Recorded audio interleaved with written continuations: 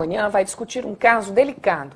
Um ex-integrante da congregação religiosa Testemunhas de Jeová denuncia que foi expulso da associação por escrever artigos e agora sofre discriminação. Segundo o homem, pessoas da congregação e familiares, que também são testemunhas de Jeová, deixaram de falar com ele depois de serem orientados por líderes da igreja.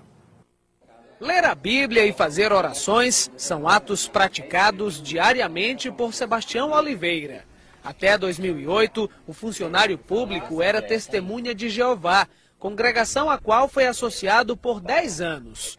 Durante o período, participou de todas as reuniões e passou a estudar a fundo a proposta da religião, até que resolveu escrever artigos sobre as Testemunhas de Jeová. Foi aí que o problema começou. A partir do momento que eu comecei a publicar os artigos, a liderança da organização a nível nacional até mundial eram contra a eu pregar as boas novas através dos jornais. Tudo que eu escrevi estava de acordo com os ensinamentos das Testemunhas de Jeová. Isso é preciso ficar claro. Mas mesmo assim, fizeram um tribunal judicativo no Salão do Reino local, aqui no bairro de Jerusalém, para que eu fosse julgado. Só que esse tribunal não tem nem testemunhas a nosso favor e nem advogado. Então resolvi não participar do julgamento por meio desse tribunal.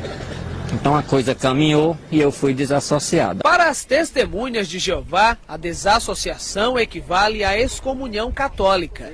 Segundo Sebastião Oliveira, membros da congregação, incluindo amigos e até familiares, são instruídos a cortar relações e sequer dirigir a palavra a essas pessoas. E afirma, até a própria irmã não mantém mais contato com ele. Ela vem à minha casa cuidar dos meus pais, que têm problema de Alzheimer, e aí se fala só o assunto doméstico, mas a questão da afetividade, de orarmos junto, de pregar junto, não é feito, não é mais considerado nada disso, e nem sequer eu posso ir na casa dela. Sebastião Oliveira procurou o Ministério Público, que passou a investigar as denúncias. A ação é inédita no Brasil e provocou a abertura de uma ação civil pública que tramita na 8ª Vara Federal do Ceará. No processo de 38 páginas, a Procuradora da República, Nilce Cunha Rodrigues, autora da ação, afirma que a prática adotada pelas Testemunhas de Jeová contra desassociados ou dissociados que pedem o desligamento voluntário da congregação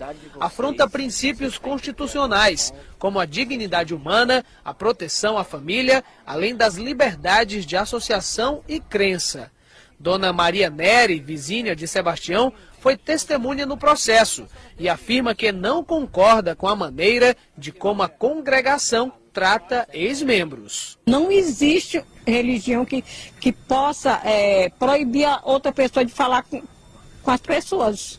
Eu acho isso assim uma coisa muito errada. Atualmente, sem religião, Sebastião Oliveira confessa que não deixou de ser um homem de fé, mas afirma que vai continuar lutando para que outras pessoas não passem pela mesma situação que está passando. Nós não estamos denegrindo a imagem das Testemunhas de Jeová. Nós estamos lutando para acabar com essa discriminação religiosa, para que outras pessoas não venham sofrer desse mesmo problema que nós estamos vivenciando. A ação civil pública é movida contra a Associação Torre de Vigia de Bíblias e Tratados, que representa as Testemunhas de Jeová no Brasil, e no Ceará, a Associação Bíblica e Cultural de Fortaleza. No processo, as duas associações são acusadas de promover discriminação religiosa e de pressionar seus adeptos a não manter nenhum tipo de contato com pessoas que abandonaram ou foram expulsas da religião.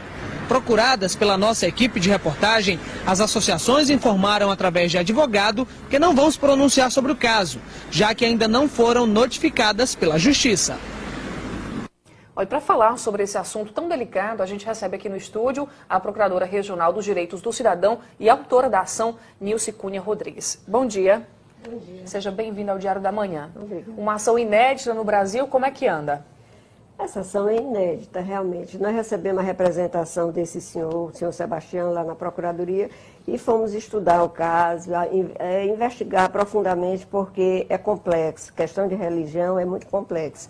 E nos convencemos de que há uma discriminação muito séria praticada por a Associação Testemunha de Jeová contra os ex-associados. As pessoas são convencidas, são conquistadas a ingressar na Testemunha de Jeová, independente da sua religião. Eles, Testemunha de Jeová, praticam um proselitismo muito intenso, ou seja, eles fazem um trabalho de convencimento muito intenso, indo na casa das pessoas, distribuindo suas publicações e convencendo essas pessoas a ingressar na sua associação. Depois dessa pessoa ingressar, participar como associado, se ela praticar qualquer ato que a cúpula da igreja entenda que fere os dogmas, os seus preceitos, ela é desassociada, ou seja, excluída, expulsa. Até aí, tudo certo. Até aí, tudo certo. Se a pessoa desejar sair espontaneamente, pedir para sair, não acredita mais, não quer mais professar aquela fé, ou quer se filiar a outra religião e pedir para sair, ela sofre o mesmo tratamento. É a mesma situação. E o que principalmente atinge essas pessoas desassociadas ou dissociadas é que elas ficam impedidas de se comunicar com os que permanecem na congregação. E aí é o motivo da ação. O motivo da ação não é que a pessoa afastada, excluída, ela tem o direito de permanecer. Não se defende isso, porque qualquer pessoa que entra em qualquer associação, em qualquer organização, ela, em tese, conhece as regras e aceita. Agora, o que a Constituição e o direito fundamental não aceita é que as pessoas tenham o seu direito fundamental da liberdade de consciência e de crença arranhado, violado.